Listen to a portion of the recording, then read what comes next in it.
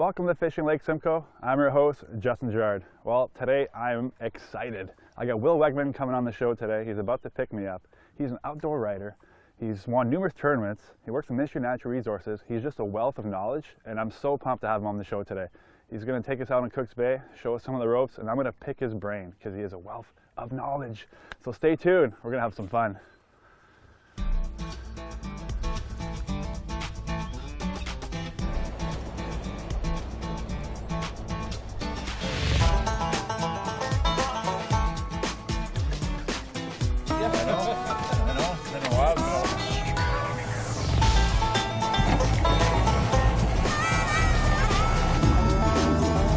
There's her duck shot. She loves the duck shot.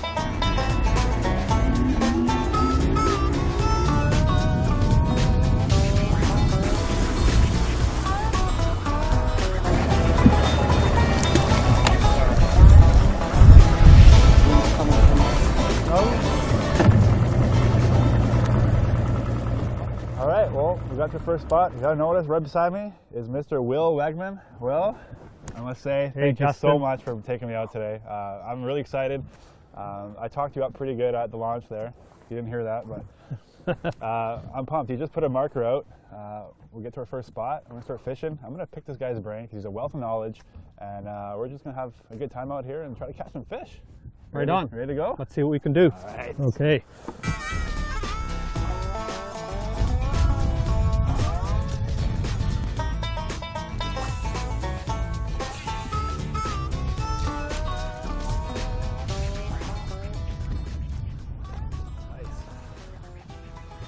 Oh, it's a pike. Oh, no, it's not. It's a nice bass.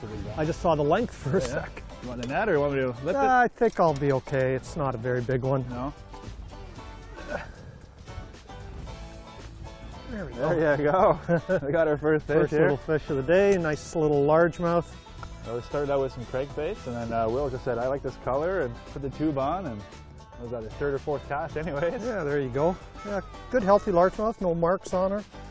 And lots of fish in this size range, you know, 14 inches or so. And hopefully she'll grow up and be one of the big 4 or 5 pounders. There you go. All right, well, we just released our first fish. Wil was the one to do the honors, which is great. And I want to tell the people what we're doing here today and exactly where we are and what we're targeting, Wil. All right, Justin. So we're in the middle of Cooks Bay pretty well on Lake Simcoe. We are fishing a series of fingers that are in the bay, and if you look on a hydrographic chart you can see those. Yeah. They come up to 10, 12 feet or so, and in some cases you've got 30 feet of water in between. So by midsummer these fish are starting to gravitate towards the fingers because they're loaded with beautiful aquatic plants, coontail and cabbage and some eelgrass. And they attract the bait fish and the crayfish and subsequently the largemouth that we're after. Yeah, perfect. Yeah, so it's it can be a difficult and daunting task to fish these things because it's not visible structure. Yeah. So we rely on our electronics to help us find them, and we GPS them.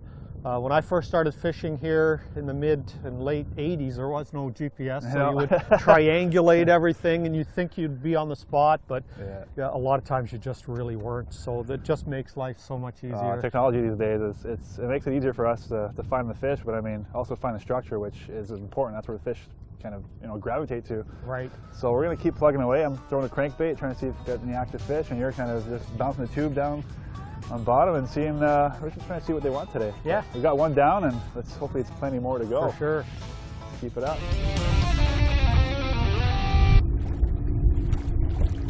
Oh, there's one.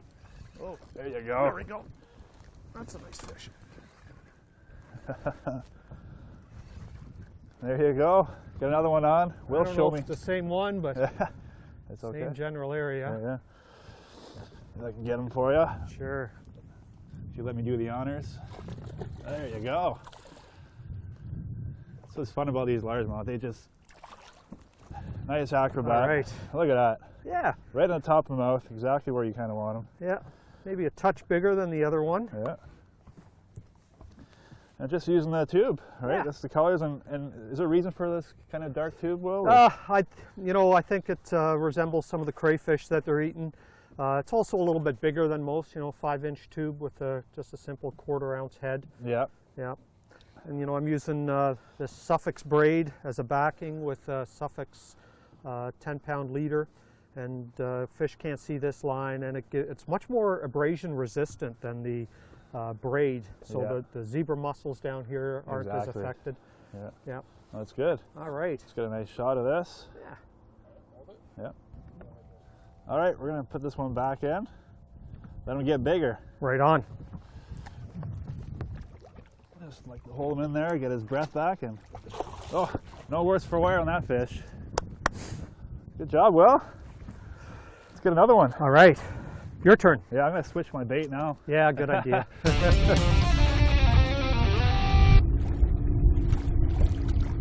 Well, after fishing through the late fall, I'm always curious about what to do with your boat and what's a safe way to store your boat when you're fishing when it's cold water. And weather's getting cold, snow's gonna be coming soon.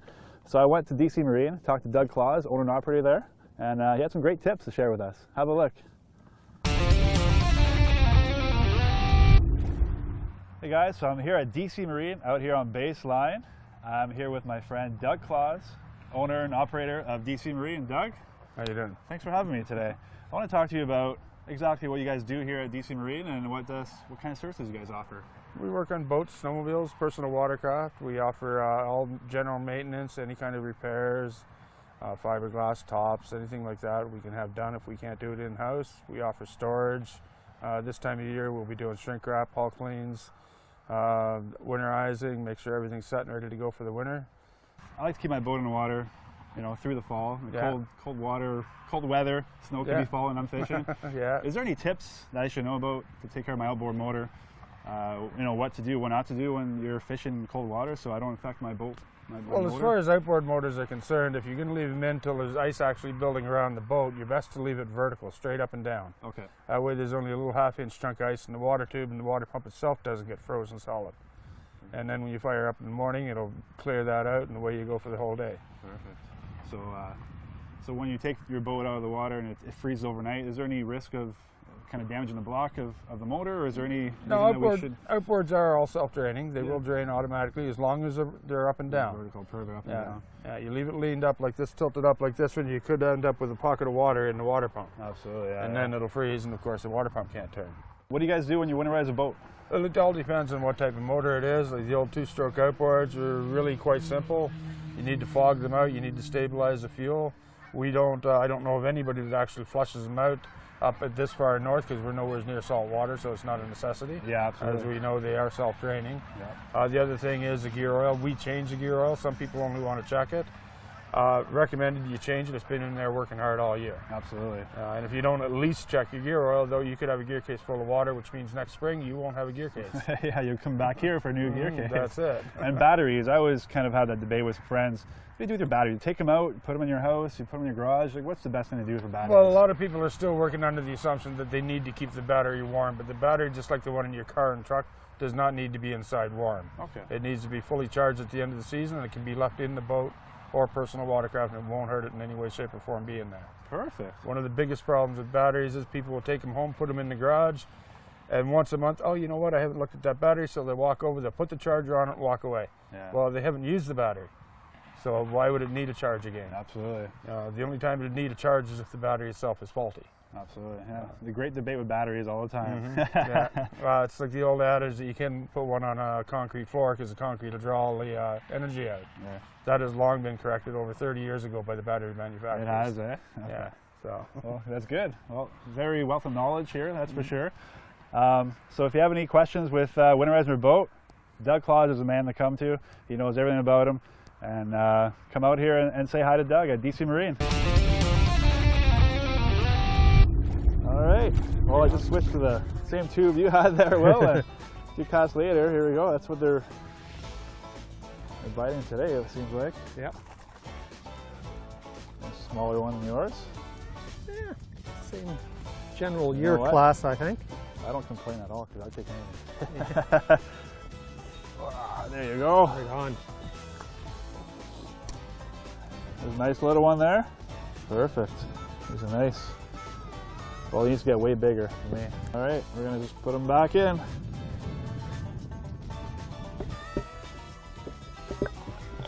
be a little better fish. All right, a little better fish here. Yeah. Oh yeah, he's a good one. That's a nice one, Will. Oh, big bucket mouth. All right. Ah, yeah, Good grab, Justin. Look at that. You wanted it, eh? Oh yeah, just eat it. There you go. Beautiful. There you go. Look at that, Will. Yeah. Good work. Simple brown tube. Wow. Yeah. Good. Nice, healthy looking fish. Big belly on him.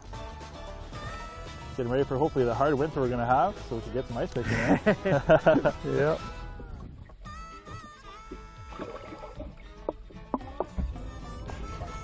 Oh, there's one right there. Boy, he hit close to the boat. Yeah, right beside the boat. Monster, There you go. right. Right on top of the mouth.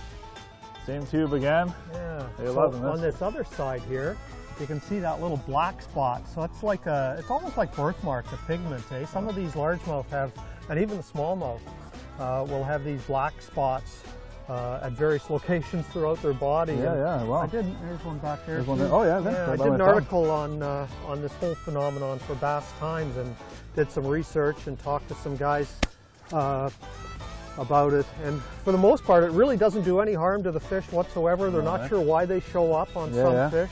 It's no different than a human, I guess, with some Yeah. birthmarks, if you want to call it that, but nice healthy fish. Yeah, for sure. Otherwise, that's for sure. Let them get bigger. Yeah. What's really neat, Justin, is that for 5 years, you know, we ran a bass tagging research project in cooperation with the Aurora Bassmasters. Yeah. And we tagged bass from 2006 to 2010, tagging over 1,000 fish, and had many, like over 100 recaps of guys that caught fish that were tagged at tournaments and then released, and we would collect age data on it, and we'd be able to find out if they were released down in Cook's Bay and they show up at the top end of the lake and follow their movements. But it really showed how catch and release works. Absolutely. And that, you know, some people still doubt it, but the truth is, like, we let that fish go, and 5 years from now it can be caught again. Absolutely. And the tagging proves it. Yeah, exactly. Well, that's the whole, you guys do great work for that, the Bass Association for sure. And those data is what we need for people to keep releasing fish and let them get bigger so our kids can fish and their kids can fish and we can enjoy Lake Simcoe for years and years to come. Yeah. I mean, there's nothing wrong with keeping the occasional fish. I mean, personally, I wouldn't keep bass. I'd sooner eat perch and walleye and the odd small lake trout. But for those that do like to harvest bass, you know, the theory used to be if it's big enough to keep, then you'll eat it. But now it's let those bigger fish go. If you have to keep one to eat, you know, a 10 or 11, 12-inch bass is a better way to manage the resource from a personal level than it is to try to keep those bigger fish that are the breeders. Yeah. And in any healthy system, there's always more small fish around than big fish. Yeah. So let the predominant fish go, those smaller fish, or sorry, keep those if you want to have a couple, and let the big guys grow. Yeah. That was great tips. Perfect. Well, I'm going to see if I can catch up to you now because you're ahead of me by a few. Well, let's get back into the zone. We drifted off a little bit. All right, well. Now the little guy here. Yeah, you could probably flip him in. Yeah, there you go. All right. There you go. Another little bass. Nothing wrong with that.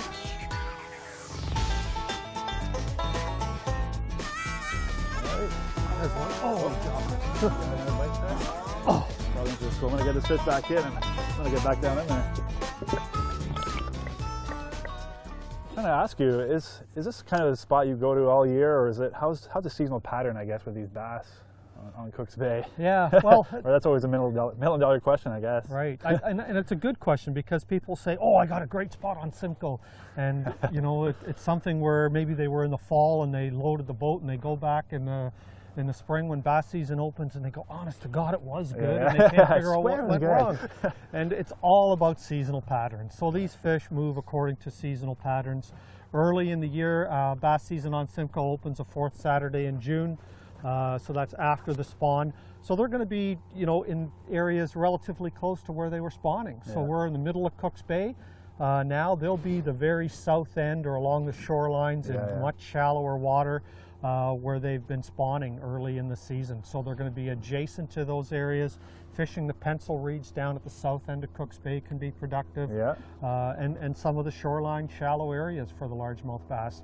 And then as the season progresses and the water starts to warm up and the bait fish move out, so do the bass. So the bass follow the bait fish. Absolutely. And we're fortunate in Cook's Bay that there's probably more aquatic plant growth in this bay than the rest of the lake. I mean, and largemouth love that, and other species do as well. So they'll follow the growth of those aquatic plants. Perfect. And as the season progresses, the plants get deeper and deeper. Yeah. And so do the bass. Man, you are a wealth of knowledge, Will, I'll tell you. I'm so happy to be fishing with you today. Yeah.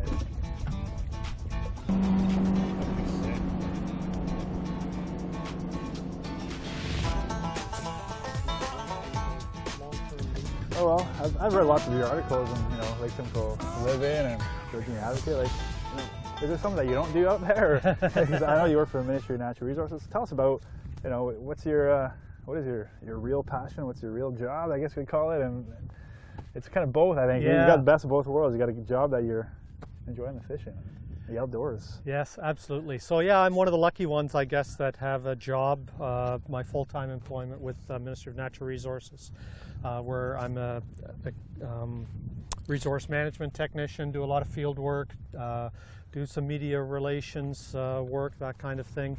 But when I'm not working, I I also have many of the same interests. I love to write articles for some of the publications, like you said, on fishing. I love fishing. I spend a lot of time out here on Lake Simcoe and other lakes, and love to write about it afterwards. So I like to ask this question. There's another fish jumping behind us.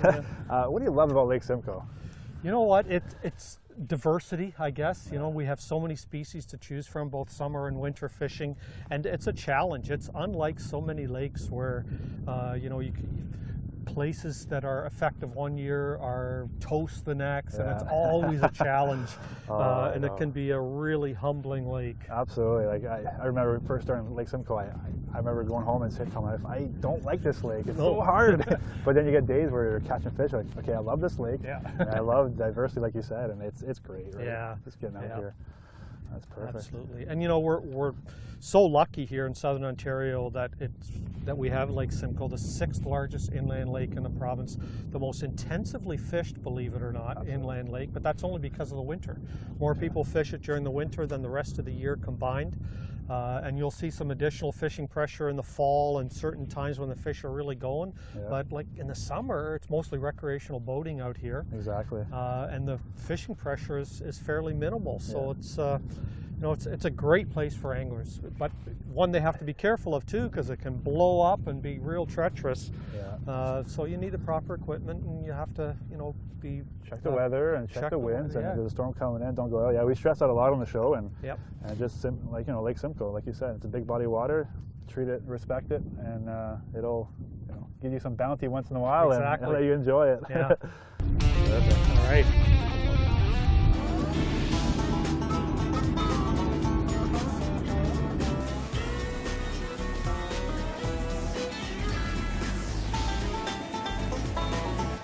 All right, Justin, we're here. Perfect. Yeah, we're still in Georgina. We've moved a couple miles away, but it's a big bay, it's a big lake. Absolutely. We'll see how we do here. This is an area that I've actually done well with using crankbaits and a technique I like to call long lining, where you're getting like a crank that will go down about 10 feet normally if you cast it. But if you let out twice as much line as you normally would during a cast, you're getting down to that 18-foot level. Perfect, And have done well here finding fish that way. So it's been a couple weeks since that technique has worked, but let's see if we can give it a try. Give it a try for sure. Will. All right. I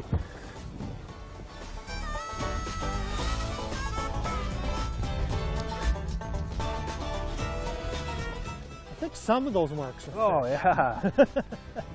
Coming out of the water, that's awesome. I'm sure it'll jump up again. Boy, you're right, they do hit hard. I know. That one I had there hit really hard. Yeah, no mistaking I'll it. get the net, so I'm going to get crankbaits in my finger. Yeah, good idea. Oh, here he is. There. Oh, yeah. He doesn't want to stay. Oh, it's a smallmouth. Smallie, yeah, I was supposed to say. Smallie of the day. Awesome. There we go. There you go. All right.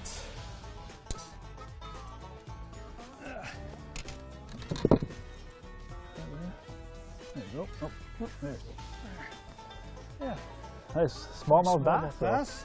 Catching largies this morning and for the afternoon, get a nice smallmouth on the crankbait. You're right, maybe better with the Yeah, team effort here. for sure. There you go. Get that out of the way. There's a couple of crankbaits, guys. I'm taking out of the fish. Yeah. Fingers out of there. Well, it might be the last one of the day. We're gonna put them back, let them get bigger. Beautiful, beautiful smallmouth bass, Cook's Bay. You know, you don't catch any smallmouth bass in Cook's Bay, but when you do, Yeah. nice and fat like Nice and this. chunky. I like it. Yeah. Good mix of fish today. Well, thank you so much for Hey, having me on. Thank you, know, Justin. I It was felt my like pleasure. It was great to be with you oh, I appreciate today. it. Yeah. Appreciate it. Hopefully you'll come back on the show and maybe do some whitefish on the ice or, That'd be or awesome. something. Yeah. Yeah. All right. Okay. This one get back this in. guy back. Right down. Right down she goes. Love that. Okay. Thanks again, Will. Okay. Stay tuned next time. You're watching Fishing Lake Simcoe.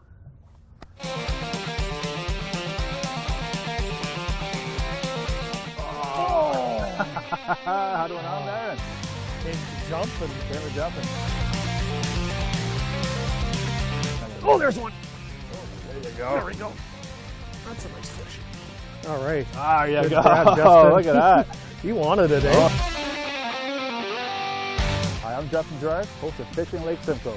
Join me this week as I fish with Wil Wegman in Cook's Bay for